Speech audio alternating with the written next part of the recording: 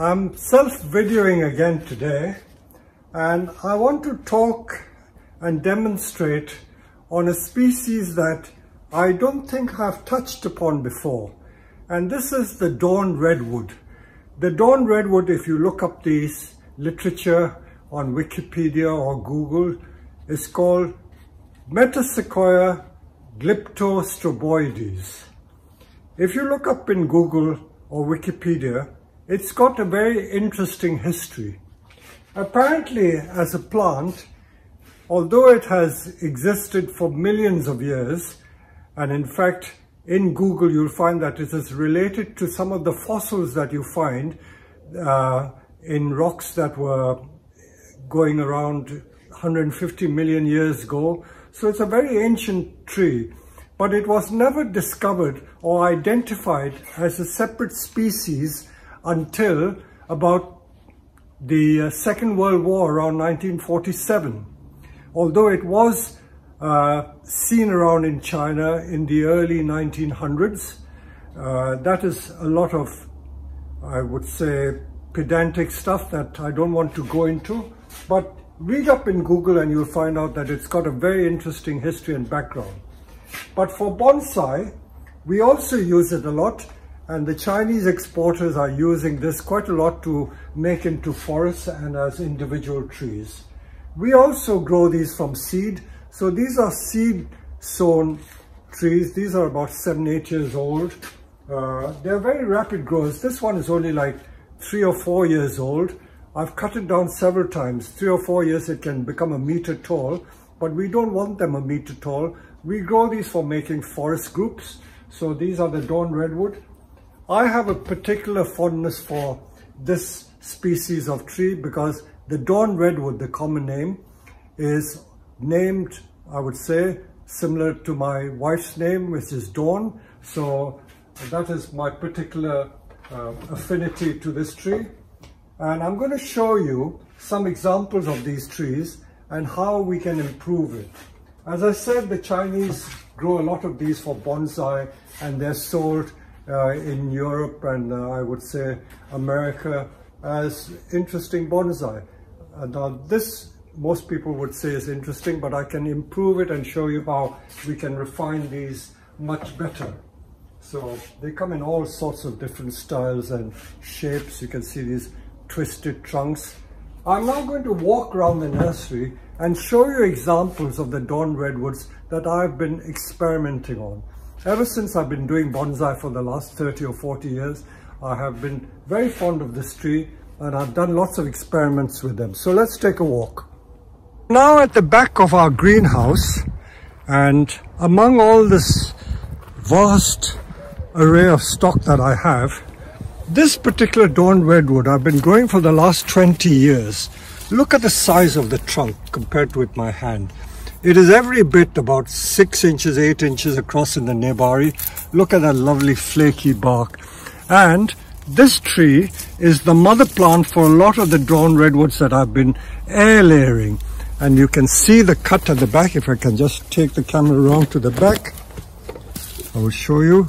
That is where it was cut. And a new leader taken up over here. And from this tree, I must have produced about 5 separate air layerings. So I have many mother plants from this big mother tree. So many offspring have evolved. So this is ready to be put into a bonsai pot. All the work has been done. And I will show you one day when I've potted it up into the bonsai pot. I will now show you that there are slightly different varieties of the Dawn Redwood which people have been breeding. Okay, that's that tree. I'll just take you for a little walk and I'm going to show you some other massive Dawn Redwoods. And this variety apparently is called Pixie. And Pixie has got very tight foliage. Again, these are enormous trees. I've been growing them and air layering them. But it's one of those trees that, or this particular variety, doesn't air layer easily. So I've been a bit disappointed, but here you are. This is Dawn Redwood Pixie. Can you see the foliage is quite different, very tight foliage. And this tree is, although I can't self-video, every bit 6 feet tall. And if I can show you the trunk, this pot, by the way, is about 30 inches in diameter. If I can just pull all these weeds out and look at all these. I don't know what these are. These are like nodules which are growing from there. And look at the size of the trunk there. And see how the foliage is growing. See, compared with my hand, see the diameter of the trunk. So this is going to be a bonsai one day. And I've got another one here. If I pull the weeds away, you get a better look.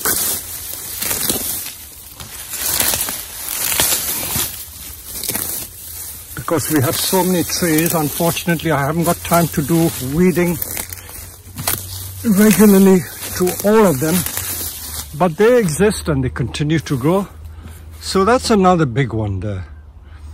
So it's just to show you that the foliage is very, very different from the ordinary Dawn Redwood, but it's certainly a very beautiful tree. So this is going to become a bonsai pretty soon. I will show you this as a separate exercise. I must show it to you because this is going to be very interesting, but that will be for another occasion. It's just to show you that they come in all sorts of different sizes. This I discovered in a tree nursery, and it took me years to persuade the man to sell it to me. So finally I've got it. Let me begin by working on this little tree.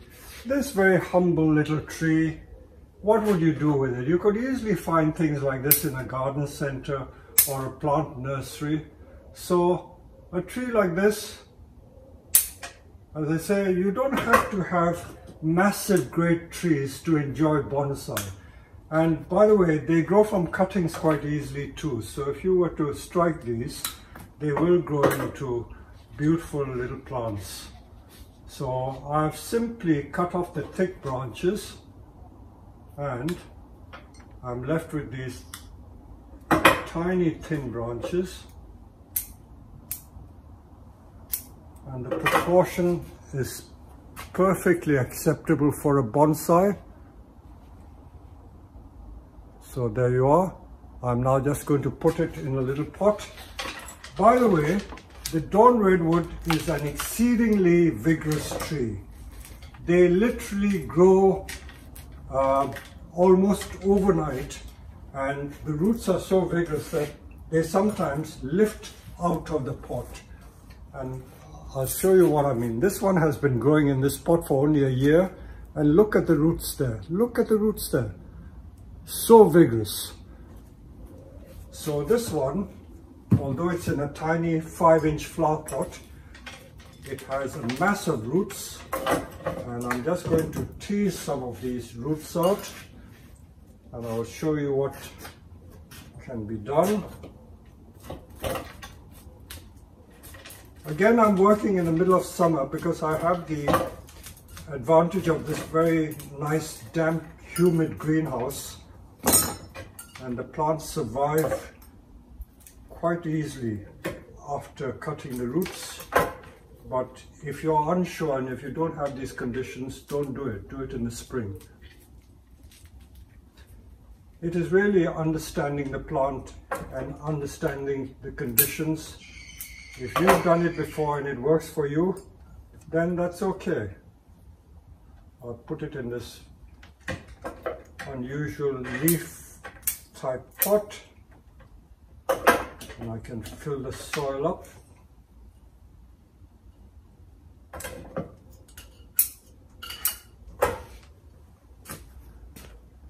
And there you are. It looks like a massive, great big tree, and most people would be quite happy to have this as a nice little bonsai. So that's all I had to do with that one. And if you can imagine putting several of these together, put 3 or 4 of these together, and you'll get a lovely forest. So I'm going to show you the forest that I've made later on to show you how easy it is to put these together for a forest. So that is from the very basic. Now let's go to something more complicated. Now let's look at this one which I just showed you, which is popping out of the pot. Look at all these roots. Such a lot of roots. I can safely take it off.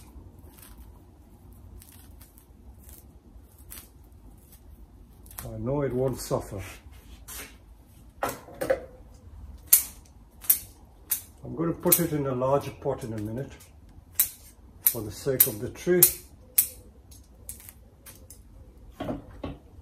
Now, although this tree's got a lovely trunk, we really need to show the spacing between the branches to make it look more tree-like. So at the moment, it is just a bush. It is just a bush with no form, nothing.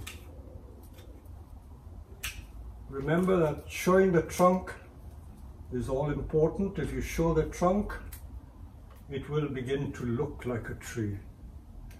Now there is a very thick branch in here. I don't know whether you can see it. It's rising vertically.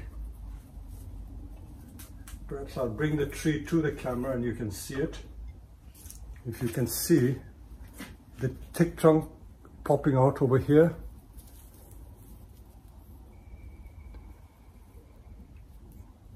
We're going to take that out.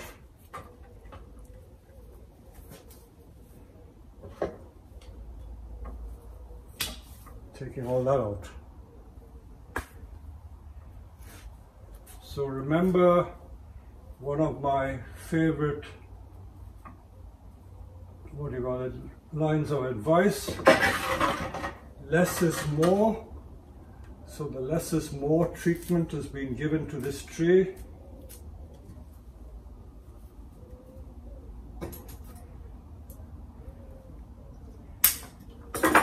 Many people are afraid of pruning. Don't be afraid. The more you prune, the more elegant the tree becomes. Especially with vigorous species such as this. No matter how hard you prune, you will get masses of new branches.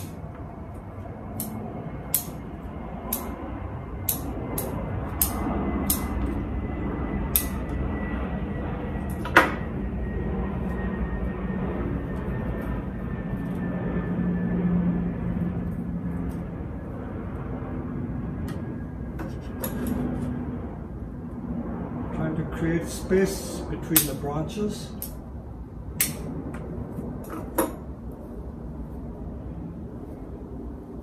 Okay, let's do some wiring to begin with. We don't need them that long. Again, with vigorous trees, by pruning hard, you will get new branches to grow. So there's one branch there. Now I need to link it to another one.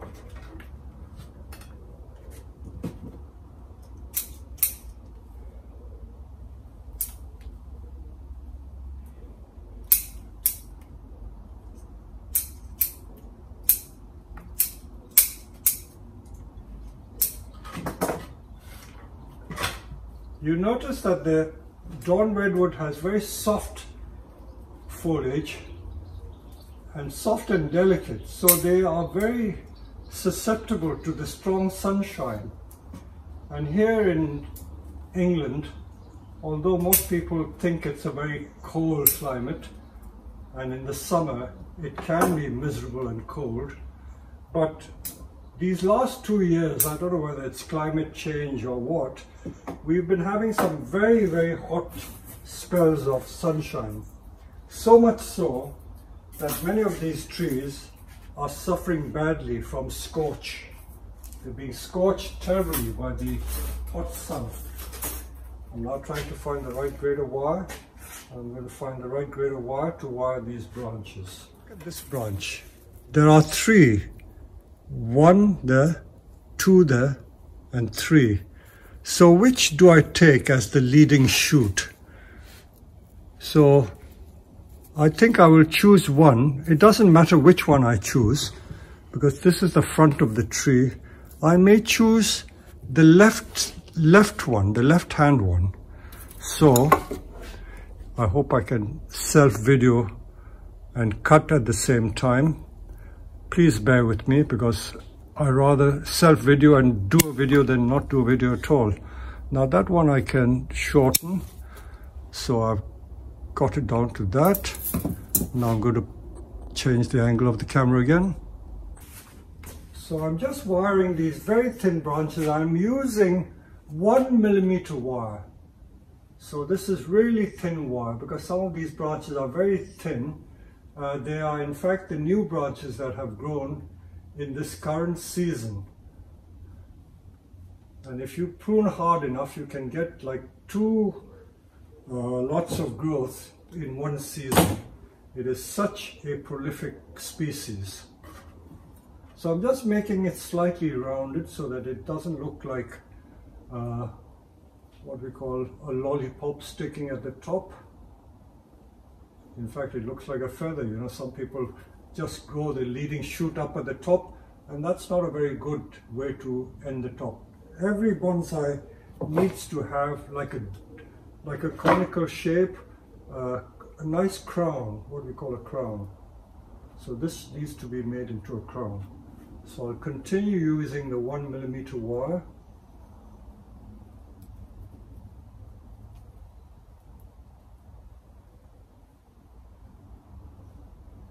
Don't worry if you trap the little needles, it'll soon grow again.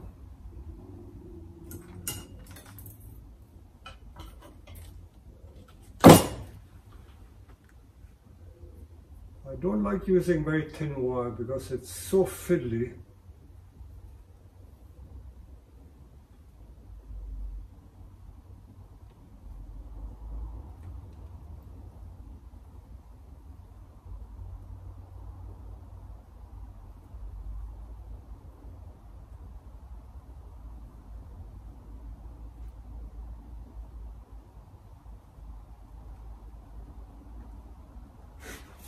See how it looks at the top.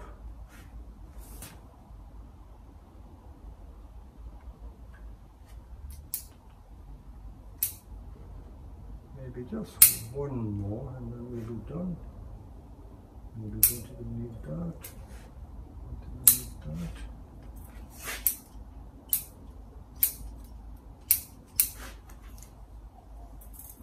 that. So that's what I've done. So the wiring has improved the tree, I'm sure. I'll just bring it close for you to have a look. So that's what I've done with it. Slightly weeping branches, because the habit of the tree is to have slightly weeping branches, so I've improved this one. So that's what I've done with this. Now let's do another one to show that that wasn't a fluke. I will just show you the general principles of what I look for. Now this is another typical one which is very, very bushy. Now I don't like these bushy trees because it gives the impression that you haven't taken care to try to improve it. There's also another way to look at it. Let's see which is the front and which is the back. The base has been wired nicely into an S shape, and we've got to find the front.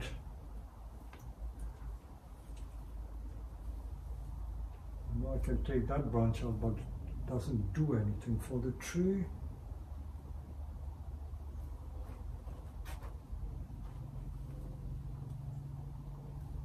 Okay, I think this is going to be a very nice front. If I can show you.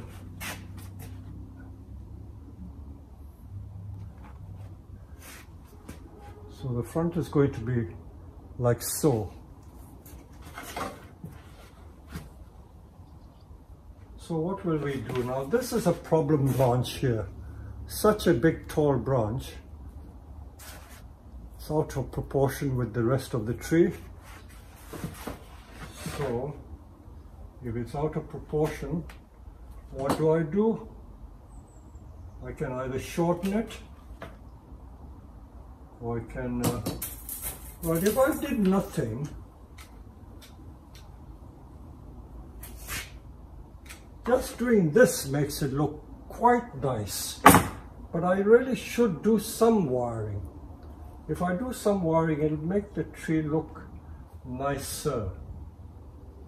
So let me do a little bit of wiring, just to satisfy you. Let's do the wiring.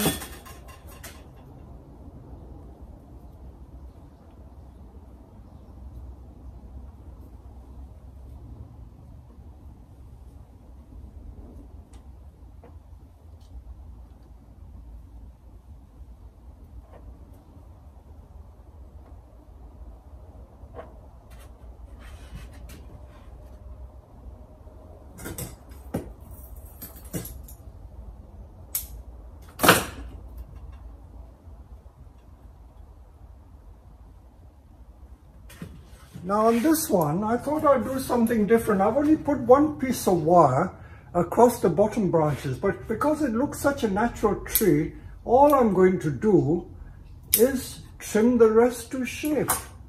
And you must admit, this looks very presentable. I know that there are a lot of folds. I haven't done every single branch, but it's got this lovely tree shape. Lots of folds because there is this branch which is sticking up like that, but if you look at it from the front, you don't really notice it. So that is a very credible looking tree. So that's all I did to this. So now let's see what else I can improve.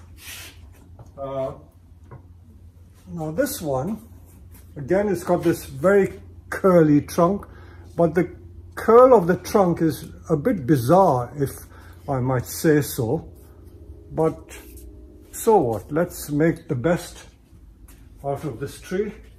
Again, you've got to see what other possibilities there are.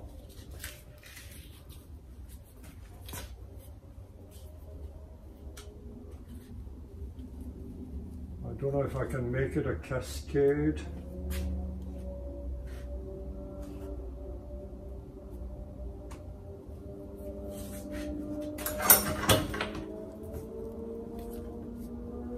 Incidentally, these trees, these come from China like this in these incurved pots.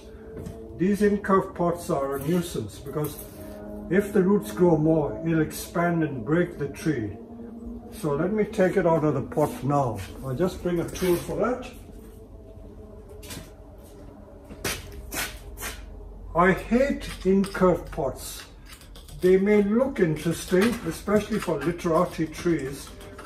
And of course the tree won't fall out of the pot, but in the frost they can crack because it's got no room to expand. And if the roots are so vigorous, especially with the Dawn Redwood, it will burst the pot. So before that happens, I've seen it happen. So let's get it out of this pot. Although this is the end of July, as I say, you got to know your tree and you got to know your climate and weather. And because I have this facility in the back greenhouse where it's damp and humid, I can get away with murder, as you say. And the tree will survive. Also, I know that the Dawn Redwood is such a vigorous species. It is so vigorous that no harm done, it will grow. I can hardly prise it out of the pot. But for the sake of the tree and for the sake of the pot, I have to get it out. There you are, I've got it out. Quite an exercise.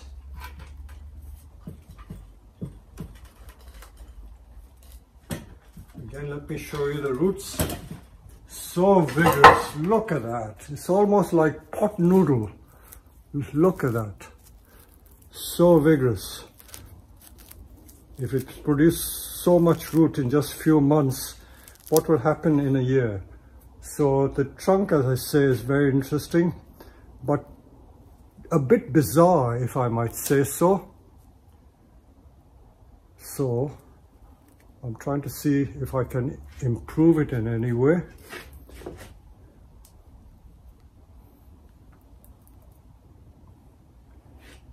What can we do with it? So again, we've got to look at it from all different angles to see what the possibilities are.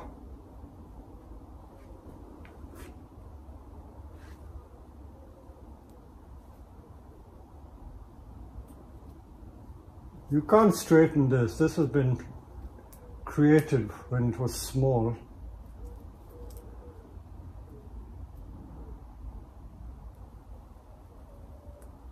What if I grew it slightly slanting like that, at that angle?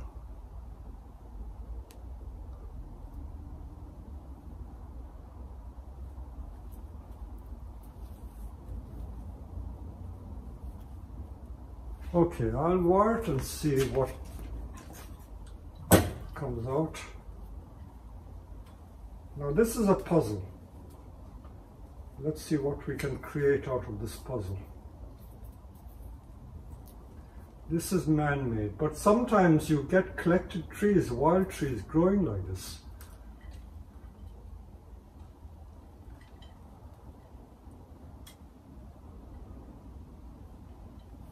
So I'm still trying to puzzle out a solution.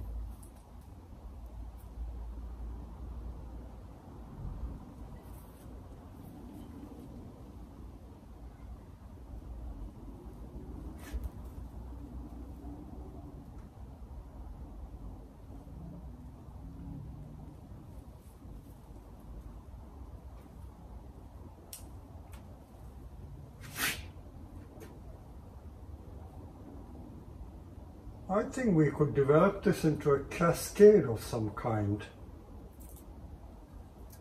In case you think I'm crazy, let me try it. Because I'm not happy with the trunk like that. So let's make the best of what we've got. So to do that, I'm going to use really, really thick wire. Really thick wire. I've got some old thick wire which I can recycle. As I told you, I never waste wire.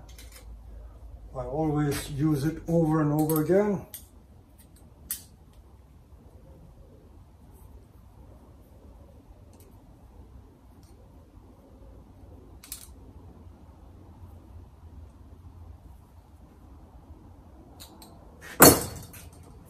So I'm going to try and wire this down and give a curl to the top of the tree. So this bit of recycled wire is exactly the right length. So let me just give an anchor.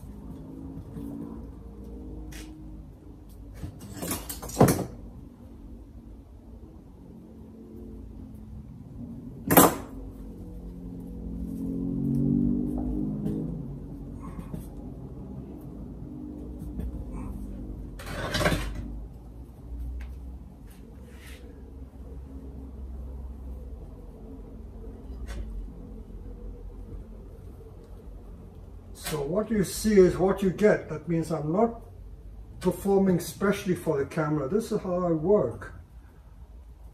On my own in the evenings when everything is quiet, when everyone's gone home.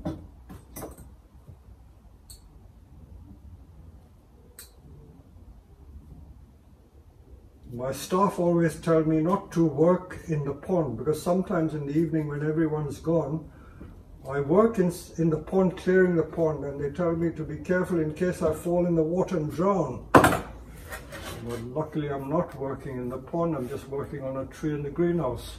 I hope I don't cut myself badly, because accidents can happen. I'm not using power tools. If you use these routers and other carving tools, that can be very, very dangerous. And while on that topic, you know, you've got to be careful. One reason why I don't do a lot of demonstrations with carving tools is that unless you're very experienced, be very careful how you use carving tools and power tools. They are lethal. They're lethal implements. So I'm now making this cascade down, and I'm trying to create an interesting cascade tree for you because the trunk is so interesting. Let's see what we can get out of this. That means I'm going to alter the tree completely.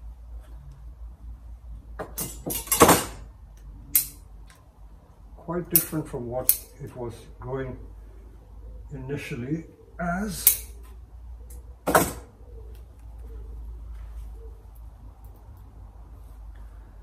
The Dawn Redwood has a very flexible trunk and branch. Unlike, say, the San Jose juniper, which can crack, very, very brittle. I think I've told you the story before. Many years ago I did a thing for the BBC television, and I was doing a demonstration on a San Jose juniper, and the damn thing split on me, and I had to just pretend that I intended it that way. So I've managed to take it down, so that should be interesting. So as we say, anything is possible. Never, never take no for an answer. Again, if there's a life lesson to be learned, it's here. Never take no for an answer. You can always create something out of nothing. So there you are. I've started the cascading shape. Now let me complete it, because until it's complete, you won't get an idea as to what I'm trying to actually create. Let's do thick.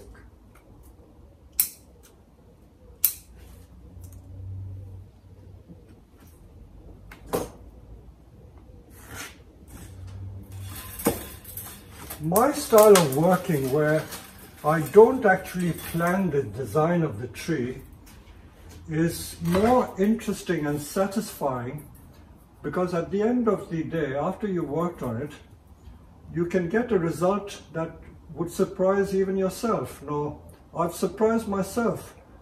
I didn't think I would be able to get this shape, but when I finished with it, I will be pleasantly surprised.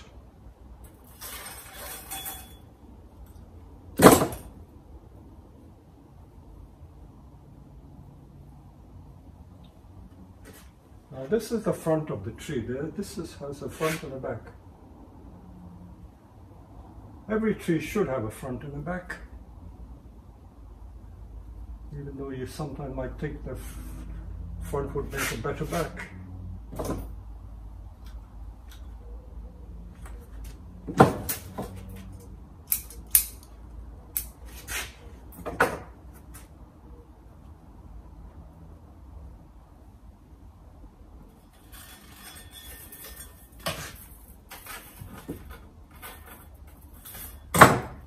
I must say that doing the YouTube videos has given me a new lease of life, because prior to doing the YouTube videos, I never used to take such an interest in the hobby, the bonsai hobby itself. I now take pains to create things and to enjoy it in the creation, because when you run a business, you don't always end up enjoying what you do, because it can become very much of a chore. And as I say, since doing the YouTube videos, bonsai has become much more enjoyable because I feel that I'm actually creating for the enjoyment of others. And that is extremely satisfying. And although I'm talking to myself, I know that I'm not talking to myself because I'm talking to you.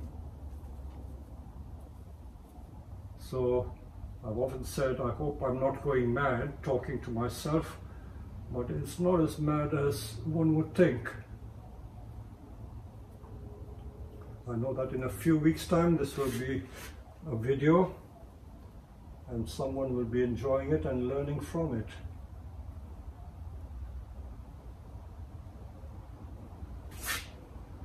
So I've created that lovely little head there. Now let me do something with that back branch.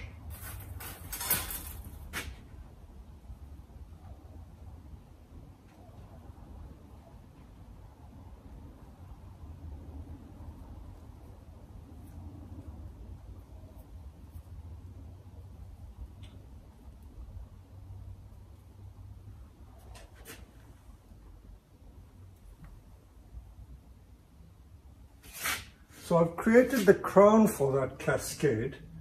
You can see that's the crown and that's the cascade part.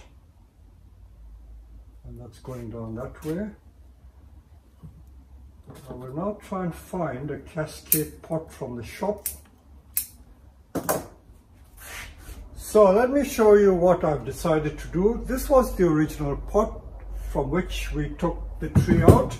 Now this is a cascade pot that I could find. This is the nearest size to this particular tree. I have pots which are much bigger than this and some which are much smaller than this. So this is the nearest that I could match. Now because it's quite small at the top, I'm going to have to take quite a bit of the root off. But as I say, I know this species and I have the facilities to grow it on. Also the Dawn Redwood, by the way, if you see them growing in a natural habitat, they grow in very swampy, like the ordinary sequoias. What is it? They got these nodules where they grow in these swamps. The swamp cypress is related to swamp cypress. They grow in swamps. So if you soak it in water, this will recover quite well. I'm not going to remove a lot of the root. That's all the root there is. It looks drastic, but I don't think it really is drastic.